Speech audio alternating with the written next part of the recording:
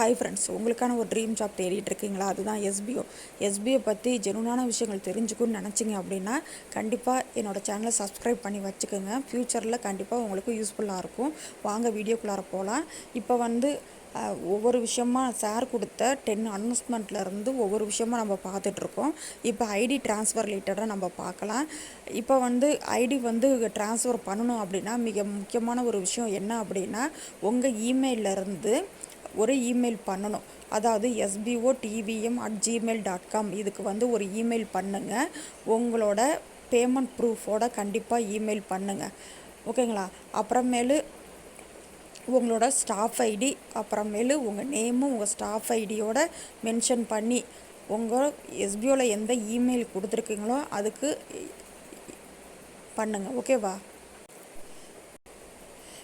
இப்போ உங்களோட பேமெண்ட் ப்ரூஃபோட அப்புறம் ரெண்டாவது ஒரு விஷயம், முக்கியமான விஷயம் என்ன அப்படின்னா, உங்களோட ஆதார் கார்டு இருக்குல்ல, ஆதார் கார்டையும் கண்டிப்பாக ஒரு 5 செகண்டு ஒரு வீடியோ மாதிரி எடுத்து அதில் அட்டாச் பண்ண கண்டிப்பாக சொல்லுவாங்க.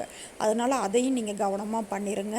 பேமெண்ட் ப்ரூஃபு அப்புறம் ஆதார் கார்டோட சம்மந்தப்பட்டவங்க தான் இவங்க தான் அப்படிங்கிறதுக்கு சாட்சியாக ஆதார் கார்டை ஒரு 5 நிமிஷம் வீடியோ எடுத்து அனுப்ப சொல்லுவாங்க. அது அப்புறமேலு இமெயில், உங்களோட இமெயில் ஐடியிலேருந்து கரெக்டாக அனுப்புங்க. 4வது விஷயம் என்ன அப்படின்னா, உங்களோட ஸ்டாஃப் ஐடி, நேமு இதெல்லாம் கரெக்டாக போட்டு நீங்கள் அனுப்புனீங்க அப்படின்னா கண்டிப்பாக உங்களுக்கு பாஸ்வேர்ட்லேருந்து இமெயில் எல்லாமே உங்களுக்கு மாற்றி தந்துடுவாங்க.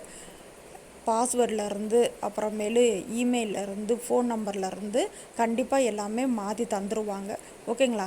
இப்போ ஏபி இருக்காங்க.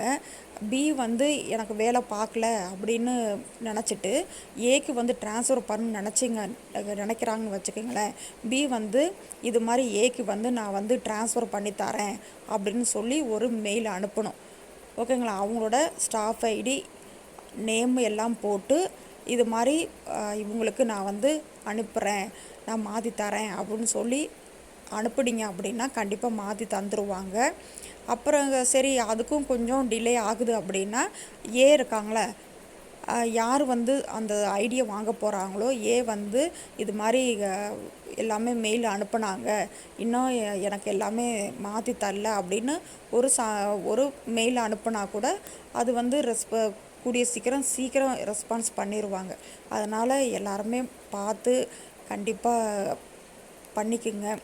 இது மாதிரி மாற்றி தரணும்னு நினைக்கிறவங்க பண்ணிக்கோங்க. ஓகேவா? என்னை பொறுத்தவரையும் யாரும் ஐடி ட்ரான்ஸ்ஃபர் பண்ண வேணாம் அப்படின்னு தான் நான் சொல்லுவேன். ஏன்னா இந்த ஐடியோட முக்கியத்துவம் ரொம்ப ரொம்ப வேல்யூபிளான விஷயம் அப்படின்னு சார் சொல்லிக்கிட்டு இருக்காங்க. அதனால் யாருக்கும் ஐடியை மாற்றி தராதிங்க. உங்கள் ஐடியும் பாஸ்வேர்டையும் கரெக்டாக வச்சுக்கோங்க. அப்புறமேலு எந்த லிங்க்கு வந்தாலும் அன்வான்டாக லிங்க்கு வந்துச்சு அப்படின்னா டச் பண்ணி உள்ளே போகாதீங்க. ஓகேங்களா? இது லிங்க் வந்துச்சு அப்படின்னா இந்த சம்மந்தப்பட்ட விஷயம் அதில் இருக்குது அப்படின்னு கீழே கொடுத்துருப்பாங்க. அப்படி இருந்தால் மட்டும் அந்த லிங்க்கை டச் பண்ணுங்கள். இல்லை பேரில் போட்டு இவங்க இந்த லிங்க்கை அனுப்பியிருக்காங்க அப்படின்னு சொல்லி பேரில் வந்தால் மட்டும் டச் பண்ணி உள்ளே போங்க. சும்மா அன்வான்டாக லிங்க் வந்துச்சுன்னா யாரும் டச் பண்ணி உள்ளே போகாதீங்க ஃப்ரெண்ட்ஸ். ஓகேங்களா? எஸ்பிஓ ஐடியை பத்திரமா வச்சுக்கோங்க, சேஃபாக. உங்களோட ஐடி உங்கள்கிட்ட தான் இருக்கணும். மித்தவங்கள்ட்ட எஸ்பிஓவில் யாருமே நம்பி ஐடியை ஐடி பாஸ்வேர்டை கொடுக்காதீங்க. இதுதான் உங்களுக்கு சேஃபான ஒரு விஷயம். ஓகே ஃப்ரெண்ட்ஸ், ஐடி ட்ரான்ஸ்ஃபர் பற்றி தெரிஞ்சுக்கணுன்னு நீங்கள் நிறையா பேர் நினைப்பீங்க. இதெல்லாம் கொஞ்சம் அவங்களுக்கு ஷேர் பண்ணுங்கள், அவங்களுக்கும் யூஸ்ஃபுல்லாக இருக்கும். Okay friends, thank you.